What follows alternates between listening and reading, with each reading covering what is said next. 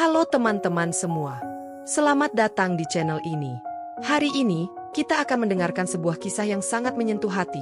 Kisah tentang seorang anak bernama Bagas, yang walaupun disia-siakan oleh orang tuanya sendiri, tetap tumbuh menjadi pribadi yang penuh kasih dan kebaikan. Judul cerita kita kali ini adalah Ditinggal dan Disiksa oleh Orang Tua yang Harusnya Menyayangi. Kisah Bagas, anak yang tetap baik meski dunia tak adil. Sebelum kita mulai, jangan lupa untuk subscribe, like, dan komen di bawah ya. Dan yang paling penting, tekan tombol loncengnya, supaya kalian gak ketinggalan cerita-cerita haru berikutnya yang akan kita unggah di channel ini. Semoga yang menonton video ini selalu diberikan kesehatan, umur panjang, rezeki yang berkah, dan hati yang selalu penuh kebaikan. Sekarang, siapkan hati kalian, karena kisah ini akan membuat kita belajar tentang arti ketulusan dan pengorbanan yang sesungguhnya. Langsung saja kita mulai ceritanya. Pagi itu matahari baru saja naik. Sinarnya menembus sela-sela tirai jendela besar rumah keluarga Pak Arman. Udara masih sejuk, burung-burung gereja berceloteh riang di halaman, sementara aroma kopi yang baru diseduh samar-samar tercium dari dapur. Di antara kesibukan itu, Siti, seorang wanita parubaya dengan wajah sederhana dan tatapan penuh ketenangan, sudah mulai sibuk dengan rutinitas hariannya. Tubuhnya ramping, gerakannya cekatan, dan ada senyum tipis yang selalu hadir di wajahnya meski seringkali ia sembunyikan rasa lelah. Siti sudah bekerja di rumah itu selama 8 tahun. Rumah bergaya modern dengan cat putih krem yang selalu rapi, taman hijau di depan rumah yang setiap pagi ia siram dengan telaten. Bu Ratna, istri Pak Arman, kerap memanggilnya dengan suara hangat. "Siti, jangan lupa nanti kalau sudah sempat, cek kulkas ya, kayaknya sayuran tinggal sedikit." Siti hanya mengangguk, sambil membalas dengan suara pelan. "Iya, Bu. Nanti sekalian saya catat, besok saya belikan." Kehidupannya di rumah itu terasa tenang, seolah semua sudah teratur dengan ritme yang sama setiap harinya. Ia bangun sebelum fajar, membersihkan rumah, menyiapkan sarapan, lalu memastikan semua kebutuhan keluarga majikannya tercukupi. Bahkan seringkali, Pak Arman mempercayakan hal-hal penting padanya. Seperti minggu lalu, ketika beliau memberikan ATM dengan kartu berwarna biru tua. "Siti, tolong tarik uang 2 juta ya, buat bayar tukang kebun dan belanja bulanan." "Saya nggak sempat ke bank," kata Pak Arman dengan nada penuh kepercayaan. Siti menerima kartu itu dengan tangan bergetar. Ia menunduk, suaranya bergetar lirih. "Iya, Pak, insya Allah nanti saya ambil." Dalam hatinya ada perasaan bangga sekaligus haru. Betapa besar kepercayaan yang diberikan kepadanya. Jarang sekali seorang pembantu rumah tangga dipercaya sedemikian besar oleh majikannya. Bahkan Bu Ratna pernah berkata dengan mata berkaca-kaca, "Siti, kamu itu sudah kayak adik buat saya. Kamu gak usah sungkan-sungkan, kalau ada apa-apa bilang sama saya." Kata-kata itu selalu terngiang di telinga Siti, membuat hatinya terasa hangat setiap kali mengingatnya. Suasana rumah yang tenang itu menjadi tempat di mana Siti menemukan kenyamanan. Setiap kali ia selesai membersihkan ruang tamu yang dihiasi sofa empuk warna abu-abu, atau menata vas bunga di meja kayu jati, ia sering duduk sebentar sambil menarik napas panjang. Dalam hatinya ia bersyukur. Meski hidupnya sederhana, tapi ia dikelilingi orang-orang yang memperlakukannya dengan baik. Namun, ketenangan itu tidak sepenuhnya membuat hatinya damai. Kadang-kadang, saat ia berdiri di balkon lantai 2 rumah itu, menatap jalan raya yang mulai ramai dengan kendaraan, wajahnya berubah sendu. Pikirannya melayang jauh ke kampung halaman. "Apa kabar Jafar dan anak-anak ya?" bisiknya dalam hati. Ada kerinduan, ada pula rasa cemas yang belum bisa ia ceritakan kepada siapapun. Meski begitu, di depan majikan, Siti selalu menampilkan wajah ceria. "Siti, terima kasih ya, kalau nggak ada kamu, rumah ini pasti berantakan," kata Bu Ratna suatu sore. Siti hanya tersenyum, tangannya sibuk melipat baju cucian. "Ah, Bu, jangan begitu. Saya cuma bantu-bantu aja. Lagian sudah jadi kewajiban saya," jawabnya dengan rendah hati. Tapi jauh di dalam hatinya, ia merasa dihargai, merasa keberadaannya penting. Hari-hari berlalu dengan ritme yang sama. Namun, di balik ketenangan itu, ada sesuatu yang diam-diam mulai tumbuh di hatinya. Perasaan yang tidak bisa ia abaikan, semacam beban yang semakin lama semakin berat. Dan tanpa ia sadari, beban itu kelak akan mengguncang kehidupannya yang selama ini terlihat begitu tenang. Di suatu malam yang sunyi, saat jam dinding ruang tamu rumah majikannya berdentang pukul 9, Siti duduk sendirian di kamar kecilnya yang sederhana. Dindingnya berwarna putih pucat. Hanya ada kasur tipis, lemari kayu usang, dan sebuah foto keluarganya yang ditempel dengan selotip di tembok. Lampu redup berwarna kuning menambah kesan sepi. Malam itu, ponsel bututnya bergetar. Nama, Jafar, terpampang di layar. Suaminya. Dengan cepat ia angkat. Suaranya lembut namun penuh rindu. "Halo, Yah, gimana kabar di kampung? Anak-anak sehat, kan?" Namun suara di seberang sana terdengar parau, bergetar, dan berat. "Ih, aku nggak tahu harus gimana lagi. Debt collector tadi sore datang lagi. Mereka teriak-teriak di depan rumah, bikin tetangga pada keluar. Aku malu, malu banget." Siti terdiam, jantungnya berdegup kencang. Ia menggenggam ponselnya erat-erat, seolah takut kabar buruk itu akan menghancurkan seluruh hidupnya. "Astagfirullah, Jafar, kamu ini ada urusan apa lagi? Bukannya sudah aku bilang jangan main pinjaman online?" Suaranya meninggi, tapi terdengar lebih seperti tangisan daripada marah. Dari seberang, suara Jafar pecah, terdengar seperti orang yang menahan tangis. "Aku cuma mau coba buka usaha warung kecil, biar kamu nggak capek terus kerja jadi pembantu di kota. Aku pikir bisa dapat untung, bisa bayar cicilan. Tapi ternyata rugi. Dagangan basi, nggak laku, malah hutang makin numpuk. Bunganya besar sekali, tiap hari mereka tagih, makin lama makin banyak." Siti menutup mulutnya dengan tangan, matanya berkaca-kaca. Ruang kamarnya terasa semakin sempit, seolah dinding menekan dirinya. Ia mencoba mengatur napas, tapi sesak itu terlalu kuat. "Terus, sekarang hutang kamu berapa, Jafar?" tanyanya pelan, hampir berbisik. Ada jeda panjang, hanya terdengar napas berat dari seberang. Lalu suara Jafar lirih, penuh putus asa. 30 juta, Aku nggak sanggup lagi. Mereka ancam kalau minggu depan belum ada uang, rumah kita bakal dipermalukan lebih parah. Mereka bilang bakal pasang spanduk hutang di depan rumah." Tubuh Siti gemetar hebat. Air mata yang sejak tadi ditahan akhirnya jatuh membasahi pipinya. Tangannya meremas ujung selimut lusuh di kasurnya. "Ya Allah, 30 juta? Dari mana kita bisa bayar sebesar itu, Jafar? Kamu sadar nggak? Itu gajiku setahun penuh bahkan nggak cukup." Suaranya pecah, bergetar, penuh kekecewaan. Di ujung sana, Jafar menangis. "Aku tahu, aku bodoh. Aku cuma mau bikin hidup kita lebih baik, tapi malah nyusahin kamu. Aku minta maaf, aku nggak tahu lagi harus gimana. Tolong, tolong aku. Kalau nggak, aku habis." Anak-anak juga ikut malu. "Aku takut."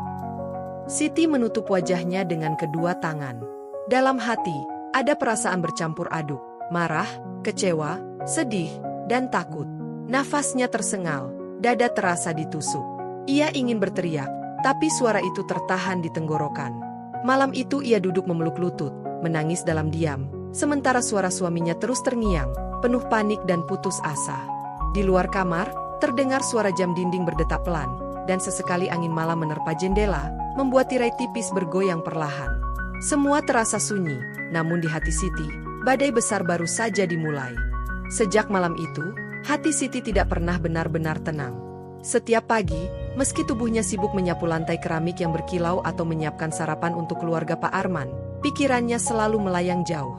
Di wajahnya masih ada senyum sopan yang biasa ia tunjukkan, tetapi matanya sering tampak kosong, seperti seseorang yang berada di tempat lain. Di dapur, saat menggoreng tempe, ia sering terdiam. Minyak berdesis, aroma bawang putih tercium, namun tangannya kaku memegang spatula. Bu Ratna kadang memperhatikannya dari meja makan. "Siti, kamu capek ya? Mukamu pucat sekali akhir-akhir ini," tanya Bu Ratna dengan nada khawatir. Siti tersentak, buru-buru tersenyum sambil menggeleng. "Enggak apa-apa, Bu. Mungkin cuma kurang tidur," jawabnya pelan, berusaha menutupi gejolak hatinya. Padahal malam-malamnya selalu penuh dengan air mata. Di kamar kecilnya, ia sering duduk bersandar di tembok, menatap foto anak-anaknya yang tersenyum di kampung. "Kalian nggak boleh tahu. Ibu akan cari cara," bisiknya lirih, sambil menyeka air mata yang terus mengalir. Bayangan wajah suaminya yang panik, suara debt collector yang kasar, dan kemungkinan anak-anaknya diolok tetangga membuat dadanya sesak. Di pagi hari, ketika ia keluar ke halaman untuk menyiram bunga, udara segar yang biasanya membuatnya lega kini terasa menyesakkan. Burung-burung yang berkicau terdengar seperti ejekan. Ia menatap langit biru sambil bergumam, "Ya Allah, aku harus gimana? Aku nggak mungkin bilang sama Bu Ratna atau Pak Arman. Malu rasanya. Aku nggak mau mereka anggap aku pembawa masalah. Tangannya menggenggam gagang selang begitu erat hingga buku jarinya memutih. Setiap kali ia melihat lemari tempat majikannya menyimpan uang tunai, hatinya bergetar. Ia berusaha menepis pikiran buruk itu. Astagfirullah, jangan, jangan. Mereka percaya sama kamu, katanya pada diri sendiri sambil menutup matanya erat-erat. Namun rasa putus asa kadang lebih kuat daripada logikanya. Malam-malam ia sulit tidur, terus memikirkan angka 30 juta yang terasa mustahil. Satu malam, Siti menelpon Jafar lagi. Suaranya serak karena terlalu banyak menangis. Jafar, apa kamu yakin gak ada jalan lain? Kita nggak bisa pinjam ke keluarga? Tanyanya putus asa. Di ujung sana, suara Jafar terdengar muram. Aku sudah coba, Semua orang tahu hutang kita. Mereka malah takut bantu. Kalau minggu depan gak bayar, aku nggak tahu apa yang bakal terjadi. Suara itu membuat Siti semakin hancur. Hening panjang tercipta di antara mereka. Siti menggigit bibirnya, menahan tangis. Aku kerja keras di sini 8 tahun, Jafar. Tapi seakan semua nggak ada artinya kalau tiba-tiba kita jatuh gara-gara hutang. Aku nggak tahu harus minta tolong ke siapa lagi. Ia menatap foto anaknya yang ditempel di dinding, seolah meminta jawaban dari mata polos mereka. Dalam diam, rasa bersalah mulai menghantui. Ia merasa gagal jadi istri, gagal jadi ibu. Di satu sisi, ia tahu majikannya begitu baik dan mempercayainya. Di sisi lain, pikiran untuk mencari jalan pintas dengan cara yang salah mulai muncul lebih sering. Hatinya seperti ditarik dua arah, antara kesetiaan dan kebutuhan, antara kejujuran dan rasa putus asa. Malam itu, ia berbaring di kasur tipis sambil menutup wajah dengan selimut. Hujan deras turun di luar, suara gemericik air memantul ke genting, seperti menambah berat hatinya. Dalam gelap ia berbisik, "Apa aku harus?" Suaranya terhenti, tak sanggup melanjutkan. Hari itu sore terasa berbeda. Matahari meredup perlahan, sinarnya menembus kaca jendela besar ruang keluarga rumah Pak Arman, memantulkan warna keemasan yang hangat di dinding. Suasana rumah begitu tenang, hanya suara jam dinding yang berdetak pelan. Siti sedang membantu Bu Ratna membereskan lemari di ruang tengah. Laci demi laci dibuka, pakaian dilipat rapi, dan beberapa amplop kecil berisi dokumen ditata kembali. Ketika sebuah laci paling bawah ditarik, mata Siti tanpa sengaja menangkap sebuah amplop coklat agak tebal. Saat Bu Ratna sibuk mengangkat kotak sepatu dari rak atas, amplop itu terbuka sedikit dan menyingkap lembaran-lembaran uang 100 ribuan yang tersusun rapat. Cahaya sore memantul pada permukaan kertas uang, seolah berkilau memanggil. Seketika jantung Siti berdegup kencang. Tenggorokannya kering, tangannya berhenti di udara. Wajahnya seketika panas. Hatinya berbisik, andai uang itu milikku, andai bisa kupakai melunasi hutang Jafar. Ia cepat-cepat menunduk, pura-pura merapikan baju di laci lain. Namun dari sudut matanya, amplop itu terus terasa seperti menatap dirinya, seperti suara samar yang berbisik menggoda. Bu Ratna menoleh. "Siti, kamu kenapa?" "Diam saja, melamun?" tanyanya sambil tersenyum kecil. Siti tersentak, buru-buru menunduk. Enggak, Bu. Saya cuma kepikiran cucian yang belum dijemur," jawabnya dengan tawa kecil yang dipaksakan. Bu Ratna tidak curiga, hanya mengangguk sambil kembali menata barang. Tapi dalam hati Siti, pertarungan mulai terjadi. Malamnya, ketika semua penghuni rumah tertidur, Siti duduk di tepi ranjang di kamar kecilnya. Wajahnya pucat, tangan menggenggam selimut erat-erat. Bayangan amplop coklat itu muncul lagi di benaknya. Ia mendengar kembali suara Jafar di telepon, tangisan suaminya, dan ancaman debt collector. 30 juta, dari mana lagi kalau bukan dari sana, bisiknya lirih. Air matanya menetes, jatuh membasahi kain selimut. Ia berdiri, berjalan mondar-mandir di kamar yang sempit. Setiap langkahnya berat. "Kalau aku ambil sedikit saja, Bu Ratna pasti nggak sadar. Nanti kalau ada rejeki, aku ganti," katanya, mencoba menenangkan hati. Tapi di sisi lain, suara hatinya menjerit. "Siti, jangan. Mereka percaya padamu. Kamu sudah dianggap keluarga. Kamu mau hancurkan semua itu." Siti menutup telinganya dengan kedua tangan, berjongkok di lantai. "Ya Allah, aku harus gimana? Aku nggak punya pilihan lain," bisiknya dengan suara pecah. Ia merasa dirinya terjepit, seperti orang yang terkurung di ruangan tanpa pintu keluar. Suasana kamar malam itu mencekam. Lampu redup, suara jangkrik dari luar jendela terdengar sayup. Di kepalanya, ada dua suara yang saling bertentangan. Satu berbisik lembut penuh godaan, "Ambil saja, tak seorang pun tahu." Satu lagi berteriak keras, "Jangan hancurkan hidupmu sendiri, Siti." Ia merebahkan diri, tapi matanya terus terbuka lebar menatap langit-langit. Tubuhnya gemetar, napasnya memburu. Di dalam dada, rasa takut bercampur dengan keinginan yang begitu kuat. Malam itu udara terasa pengap, seolah seluruh rumah sedang menahan napas. Semua penghuni telah terlelap, hanya suara detik jam dinding dan angin malam yang menyusup lewat celah jendela menemani Siti.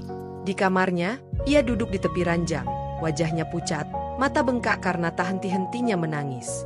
Berkali-kali ia berusaha tidur, tapi bayangan amplop coklat berisi uang itu terus menari-nari di kepalanya.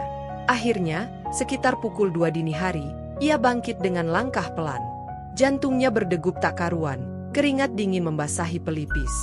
Ia membuka pintu kamar perlahan, berusaha agar engsel tidak berdecit. Ruang tamu gelap, hanya cahaya bulan dari jendela besar yang memberi penerangan samar. Bayangan kursi, meja, dan lemari tampak panjang dan menakutkan. Dengan napas tercekat, Siti melangkah menuju lemari tempat amplop itu disimpan. Tangannya bergetar hebat, hampir saja ia menjatuhkan vas bunga kecil di meja. Ia berhenti sejenak, menutup mata, menarik napas dalam-dalam. "Ya Allah, ini hanya sementara, aku janji akan mengembalikan," bisiknya lirih, seolah sedang menenangkan nuraninya sendiri. Ia membuka laci dengan hati-hati. Bunyi gesekan kayu terdengar nyaring di telinganya, membuat tubuhnya kaku sejenak. Tangannya menyusup ke dalam, meraba amplop tebal itu. Begitu jari-jarinya menyentuh kertas uang, dadanya semakin berdegup cepat. Ia menarik beberapa lembar, lalu menatapnya dengan mata berkaca-kaca. "Hanya sedikit, hanya untuk menutup tagihan paling mendesak," katanya dengan suara gemetar. Namun setelah itu, ia kembali mengambil. Dari beberapa lembar menjadi puluhan. Tangannya seperti digerakkan oleh rasa takut sekaligus putus asa. Keringat bercucuran, napasnya tersengal. Ia tahu dirinya sedang melangkah ke jalan yang salah, tapi pikirannya dikuasai ketakutan akan ancaman debt collector yang bisa mempermalukan keluarganya di kampung. Tiba-tiba, suara berdecit dari lantai kayu membuatnya terlonjak. Ia menoleh cepat ke arah tangga, jantungnya hampir meloncat. Tapi ternyata hanya suara angin malam yang menggerakkan daun pintu tak tertutup rapat. Ia menutup mulut dengan tangan, menahan teriakan. Tubuhnya gemetar hebat, tapi tangannya tetap menggenggam uang itu. Setelah memastikan tidak ada yang bangun, Siti buru-buru menutup laci. Ia memeluk amplop kecil berisi uang hasil curiannya erat-erat ke dada, lalu kembali ke kamar dengan langkah gontai. Setibanya di dalam, ia menjatuhkan diri di kasur tipis, menangis terseduh-seduh. "Ampuni aku, ya Allah, aku janji akan mengembalikannya. Aku janji," bisiknya berulang-ulang, seolah berusaha meyakinkan dirinya sendiri. Namun keesokan harinya, rasa takut berubah menjadi sebuah kebiasaan. Malam berikutnya, ia kembali ke lemari itu. Dari mengambil sedikit, menjadi lebih banyak. Hutang memang sedikit demi sedikit berkurang. Jafar di kampung sempat berkata lega di telepon, "Terima kasih, Ti, aku bisa bayar cicilan." Orang-orang gak berteriak-teriak lagi di depan rumah. Kata-kata itu memberi kelegaan, sekaligus membuat Siti semakin berani mengambil. Ia mulai terperangkap dalam lingkaran berbahaya. Sekali melangkah, sulit berhenti. Setiap lembar uang yang ia genggam membuat hatinya semakin berat. Namun di balik kelegaan sementara, ia tahu cepat atau lambat perbuatannya akan meninggalkan jejak. Hari-hari berlalu, dan Siti semakin lihai menyembunyikan perbuatannya. Setiap kali ia mengambil uang, ia pastikan jumlahnya tidak terlalu mencolok. Namun yang ia lupakan, majikannya adalah orang yang teliti. Pak Arman, seorang pria parubaya dengan sikap tenang dan berwibawa, mulai merasa ada yang aneh. Suatu pagi, ketika hendak membayar tukang kebun, ia membuka laci dan menghitung uangnya. Alisnya berkerut. "Loh, kenapa kurang ya? Padahal kemarin saya baru isi lagi," gumamnya pelan. Kecurigaan itu semakin tumbuh. Beberapa hari berikutnya, jumlah uang kembali berkurang. Bu Ratna awalnya mengira mungkin ia salah hitung, tetapi Pak Arman merasa ada sesuatu yang tidak beres. Ia duduk di ruang kerjanya, menatap laci kayu jati yang sudah menemaninya bertahun-tahun. Wajahnya muram. Kalau benar ada yang mengambil, siapa lagi kalau bukan orang dalam rumah ini, pikirnya lirih. Sore itu, saat suasana rumah sepi, Pak Arman diam-diam memasang kamera kecil tersembunyi di ruang tamu, tepat menghadap lemari penyimpanan. Tangannya bergetar saat menempelkan kamera itu di sudut atas dinding. Hatinya berat, karena dalam benaknya hanya ada satu nama yang ia percayai selama ini, Siti. Ia berdoa dalam hati, "Ya Allah, jangan sampai ini benar. Jangan sampai orang yang kami anggap keluarga sendiri mengkhianati kami." Beberapa malam kemudian, jebakan itu membuahkan hasil. Rekaman kamera memperlihatkan bayangan samar seseorang membuka laci di tengah malam. Pak Arman menatap layar laptopnya dengan napas memburu. Saat wajah itu terlihat jelas, tubuhnya langsung kaku. Itu memang Siti. Wanita yang selama 8 tahun selalu ia banggakan karena kejujurannya. Wanita yang sering ia sebut di hadapan tamu sebagai adik sendiri. Wajah Pak Arman berubah pucat, matanya berair, rahangnya mengeras. "Astagfirullah. Siti, kenapa harus kamu?" bisiknya lirih. Ia memutar rekaman itu berulang-ulang, berharap ada kesalahan, berharap matanya salah melihat. Tapi kenyataannya jelas. Siti, dengan langkah hati-hati, membuka laci, mengambil beberapa lembar uang, lalu kembali ke kamarnya. Esok paginya, Pak Arman tidak langsung menegurnya. Ia duduk di meja makan bersama Bu Ratna, wajahnya muram. Bu Ratna memperhatikan suaminya yang tampak gelisah. "Ada apa, Mas?" "Dari tadi diam saja," tanyanya pelan. Pak Arman menatap istrinya, lalu menarik napas panjang. "Ratna, aku sudah tahu siapa yang ambil uang di rumah ini." Bu Ratna langsung menutup mulutnya dengan tangan, matanya melebar. "Jangan bilang." "Siti." Suaranya bergetar, seolah berharap jawaban itu tidak benar. Pak Arman hanya mengangguk pelan. Air mata Bu Ratna jatuh seketika. "Ya Allah, 8 tahun dia sama kita, Mas. 8 tahun. Apa salah kita sama dia?" Malam itu, suasana rumah berubah sunyi dan berat. Siti masih menjalankan tugasnya seperti biasa, tidak menyadari bahwa rahasianya telah terbongkar. Ia menyapu lantai dengan wajah tenang, bahkan sempat tersenyum pada Bu Ratna. Namun di balik senyum itu, dua pasang mata memandangnya dengan campuran perasaan marah, kecewa, dan sedih yang mendalam. Pak Arman duduk di ruang tamu, menatap kosong ke arah jendela. Tangannya mengepal di atas meja. "Aku akan panggil dia besok. Aku ingin dengar langsung dari mulutnya. Kalau memang dia punya alasan, aku mau tahu. Tapi kalau tidak," suaranya terhenti, penuh gejolak emosi. Pagi itu, udara terasa lebih dingin dari biasanya. Burung-burung yang biasanya riuh di halaman hanya terdengar samar. Siti, dengan wajah polos, sibuk menyiapkan sarapan seperti hari-hari sebelumnya. Tangannya cekatan menggoreng telur, menyeduh teh, lalu menata meja makan. Ia tidak tahu bahwa pagi itu akan menjadi titik balik hidupnya. Pak Arman duduk di kursi ruang makan dengan wajah serius. Matanya merah karena semalaman tak bisa tidur. Bu Ratna di sampingnya hanya menunduk, sesekali menyeka air mata dengan ujung kerudung. Ketika Siti selesai menaruh piring terakhir, Pak Arman memanggil pelan tapi tegas. "Siti, duduklah sebentar. Ada yang ingin Bapak bicarakan." Siti menoleh dengan dahi berkerut. "Ada apa, Pak?" tanyanya ragu, tapi ia menurut, menarik kursi dan duduk dengan tangan di pangkuan. Wajahnya terlihat tenang, meski jantungnya mulai berdetak lebih cepat. Pak Arman menatapnya lekat-lekat. Suaranya berat, seolah setiap kata keluar dengan perjuangan. "Siti, 8 tahun kamu bersama kami. Kami anggap kamu bukan sekadar pembantu. Kamu sudah seperti keluarga. Kamu tahu itu, kan?" Siti menunduk, bibirnya bergetar. "Iya, Pak. Saya tahu, dan saya selalu berterima kasih atas kebaikan Bapak dan Ibu." Pak Arman menarik napas panjang, lalu menyandarkan punggung ke kursi. Tangannya meraih laptop di meja, lalu menekan tombol play pada rekaman kamera. Suara gesekan kayu terdengar, lalu tampak wajah Siti di layar, sedang membuka laci dan mengambil uang. Ruangan mendadak terasa hampa. Hanya suara rekaman itu yang bergema, menampar telinga Siti berkali-kali. Siti langsung pucat pasi. Tangannya gemetar, matanya membelalak. Itu, bukan seperti yang Bapak pikirkan." Suaranya parau, terbata-bata. Ia mencoba menutup mulut dengan tangan, seolah ingin menghapus kenyataan yang baru saja dipertontonkan. Bu Ratna tak sanggup lagi menahan tangis. "Kenapa, Ti? Kenapa kamu lakukan ini pada kami? Apa salah kami? Kurang apa kebaikan kami selama ini?" Suaranya pecah, Air matanya jatuh deras membasahi pipi. Ia menggenggam tangan suaminya erat-erat, seakan mencari kekuatan. Siti menunduk, bahunya bergetar hebat. Saya tidak bermaksud jahat, Bu. Saya terpaksa. Hutang di kampung menjerat saya. Kalau tidak, keluarga saya bisa hancur. Suaranya pecah di tengah isakan. Ia meremas jari-jarinya sendiri, tak sanggup menatap mata majikannya. Pak Arman mengepalkan tangan di atas meja. Kalau kamu punya masalah, kenapa tidak bicara? Kenapa harus mencuri diam-diam? Kamu tahu betapa kami percaya padamu, Siti. Kamu merusak semua itu. Suaranya meninggi, bercampur amarah dan luka. Siti mengangkat wajahnya dengan mata sembab. Saya takut, Pak. Saya malu. Saya nggak mau dianggap pembantu yang cuma tahu minta. Saya bodoh. Suaranya melemah, tenggelam dalam tangis.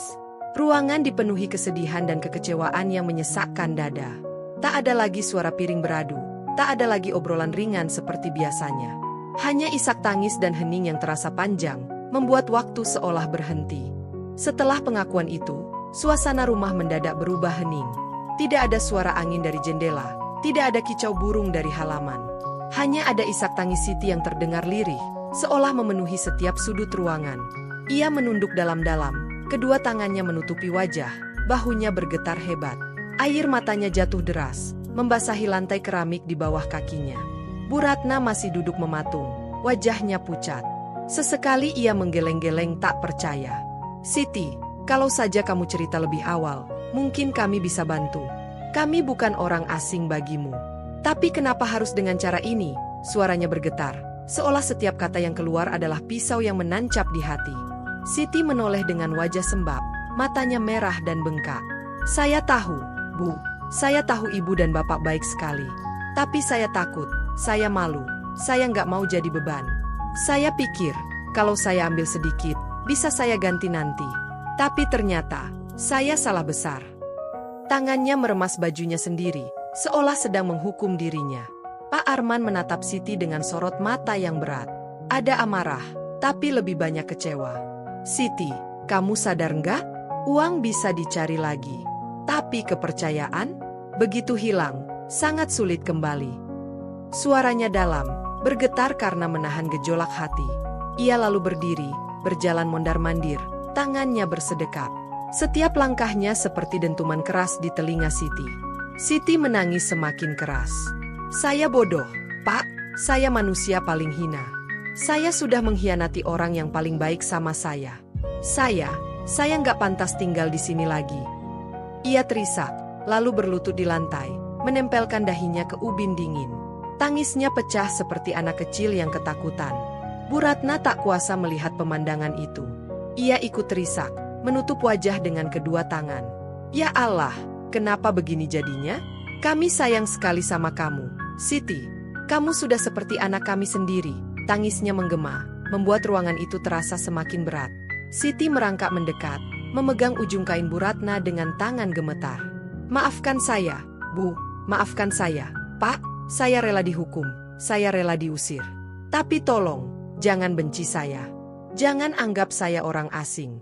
Saya nggak kuat kalau bapak dan ibu benci saya. Air matanya jatuh di atas kain itu, meninggalkan noda basah. Pak Arman berhenti melangkah. Dadanya naik turun, matanya berkaca-kaca meski ia berusaha menahannya. Siti, maaf itu bukan soal bisa atau tidak. Tapi kamu harus tanggung jawab.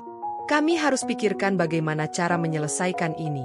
Aku masih bingung harus bagaimana. Suaranya parau, penuh pertarungan batin. Ruangan kembali hening, hanya suara tangis yang masih menggema. Tak ada jawaban pasti, tak ada keputusan jelas. Yang ada hanyalah perasaan bersalah yang menghantui, kekecewaan yang menusuk, dan cinta yang masih ada tapi terluka dalam. Malam itu rumah terasa mencekam. Lampu ruang tamu redup, menyisakan bayangan panjang di dinding. Di luar, hujan turun deras, menimpa genting dengan suara gemuruh yang seolah ikut menambah berat suasana. Siti duduk di lantai dekat meja makan, matanya sembab, tubuhnya gemetar, sementara Bu Ratna masih menangis sesekali. Pak Arman duduk di kursi, menunduk dalam-dalam, kedua tangannya menutupi wajah. Tidak ada yang berani bersuara terlalu keras, seakan setiap kata yang keluar bisa menambah luka yang sudah begitu dalam. Setelah beberapa lama, Pak Arman mengangkat kepalanya. Matanya merah karena menahan air mata. Suaranya rendah, parau, tapi tegas. Siti, apa yang kamu lakukan ini bukan sekadar kesalahan kecil. Ini kejahatan. Kalau aku ikuti hati, aku bisa bawa kamu ke kantor polisi sekarang juga.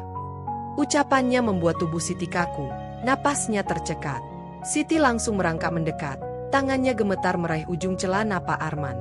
Jangan, Pak, tolong, jangan laporkan saya. Saya mohon. Saya akan kerja seumur hidup tanpa gaji. Saya rela dihukum di rumah ini, tapi jangan bawa saya ke penjara. Saya takut, Pak, saya takut sekali.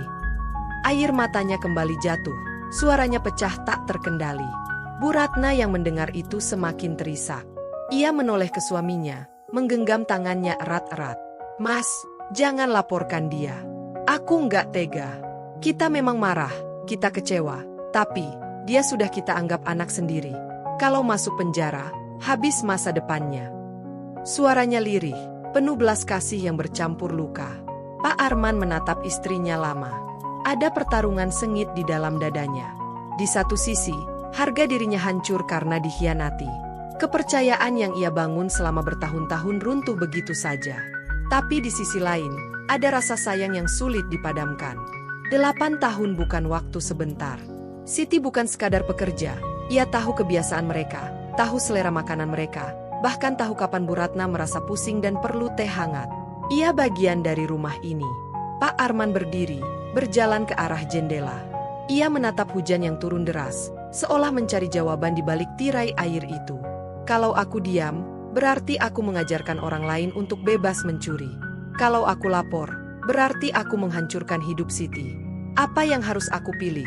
Ya Allah, gumamnya lirih. Siti bangkit pelan, mendekati Bu Ratna dan berlutut di hadapannya. Bu, Pak, kalau Bapak ingin laporkan saya, silakan. Saya nggak akan melawan. Tapi sebelum itu, izinkan saya pulang sebentar ke kampung. Saya mau lihat orang tua saya mau pamit sama mereka. Setelah itu, terserah Bapak dan Ibu mau lakukan apa. Saya sudah pasrah.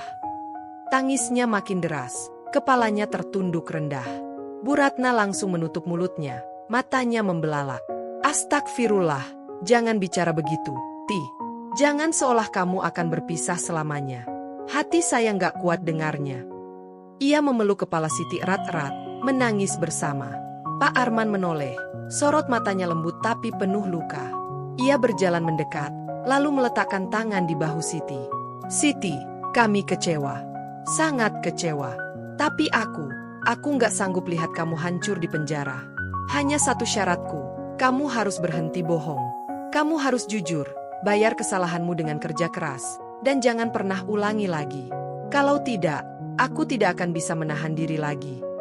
Suaranya tegas, tapi ada getaran emosi di sana. Siti menatapnya dengan mata basah, wajahnya pucat tapi penuh rasa lega. Saya janji, Pak, saya janji seumur hidup nggak akan ulangi lagi. Saya akan kerja sungguh-sungguh, saya akan tebus semua kesalahan saya. Terima kasih, Pak, terima kasih, Bu. Isakannya pecah lagi, kali ini bercampur rasa syukur. Namun, meski keputusan itu diambil, suasana rumah tetap tidak sama. Ada jarak yang mulai tumbuh. Ada luka yang butuh waktu lama untuk sembuh. Hujan di luar belum reda, seolah menjadi simbol hati yang masih penuh mendung. Hari-hari berikutnya berjalan dengan langkah yang berbeda. Rumah yang dulu selalu dipenuhi tawa kecil dan canda ringan kini seakan menyimpan kesunyian panjang. Siti tetap bekerja seperti biasa, menyapu, mengepel, menyiapkan makanan, dan merapikan kamar. Namun, setiap langkahnya terasa berat. Ia tidak lagi bernyanyi lirih saat memasak, tidak lagi tertawa saat berbicara dengan tukang sayur yang datang pagi. Semua dilakukan dengan wajah tertunduk, seolah setiap sudut rumah mengingatkan kesalahannya. Bu Ratna, meski telah memilih memaafkan, seringkali masih menatap Siti dengan mata berkaca-kaca. Ada cinta seorang ibu, tapi juga luka seorang perempuan yang merasa dikhianati. Kadang, saat malam tiba, Bu Ratna diam-diam berdoa dengan suara bergetar. Ya Allah, kuatkan hati kami. Jangan biarkan rasa benci menutup kasih sayang kami padanya. Sementara di kamar sebelah, Siti terisak dalam doa yang sama, meminta ampunan berulang kali. Pak Arman, yang terkenal tegas, berusaha menahan diri untuk tidak menunjukkan kekerasan hati. Namun, Keheningan yang ia tunjukkan sudah cukup membuat Siti merasa terasing. Ia jarang mengajak Siti berbicara seperti dulu. Jika ada keperluan, ia hanya bicara seperlunya. Tehnya taruh di meja. Atau, besok tolong belanja ini.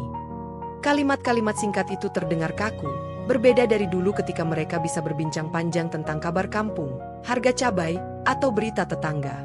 Siti merasakan jarak itu menusuk lebih dalam daripada hukuman apapun.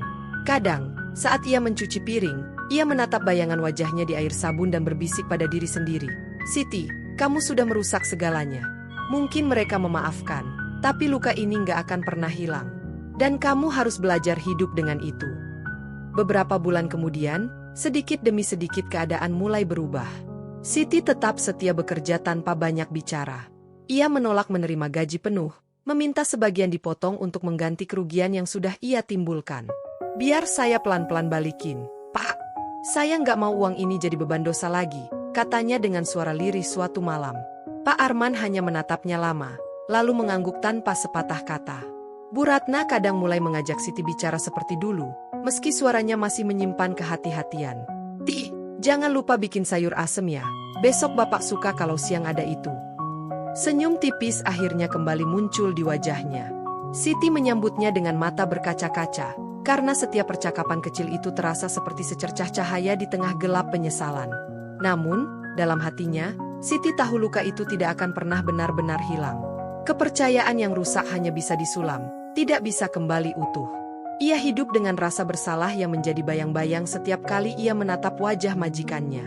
Tapi justru rasa bersalah itu membuatnya lebih berhati-hati, lebih jujur, dan lebih rendah hati.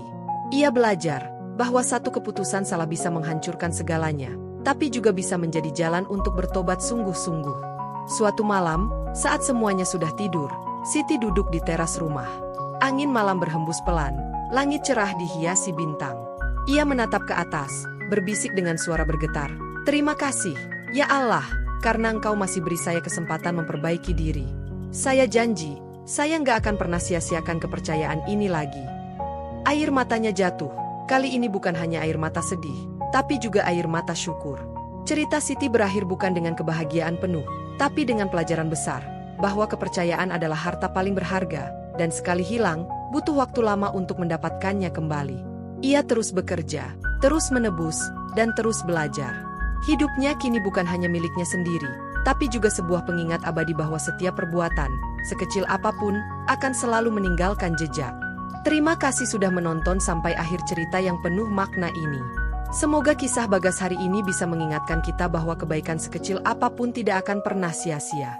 Buat kalian yang masih di sini, jangan lupa subscribe, like, dan tinggalkan komentar tentang bagian mana dari cerita ini yang paling menyentuh hati kalian.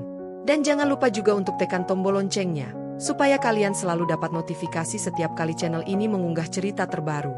Sampai jumpa di video berikutnya. Semoga kalian semua selalu dalam perlindungan Tuhan, diberi kedamaian, kebahagiaan, dan rezeki yang melimpah. Terima kasih sudah menonton, dan sampai bertemu di kisah selanjutnya.